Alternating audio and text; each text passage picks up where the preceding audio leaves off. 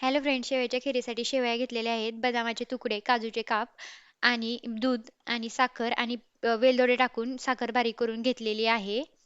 तर इथे मी तूप तापत ठेवलेले आहे.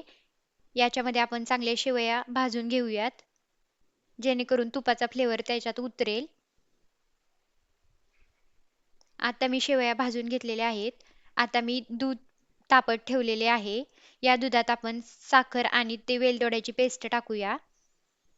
आता या दुधात ती चांगली मिक्स करून घेऊ आणि दुधाला थोडीशी उकळी येऊ देऊ.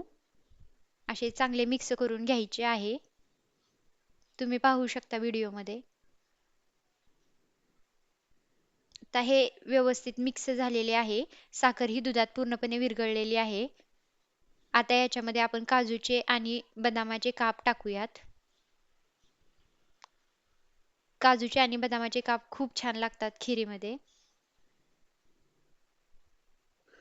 आता हा व्यवस्थित सगळे मिक्स करून घेऊ. आता ह्याला चांगली उकळी येऊ देऊ.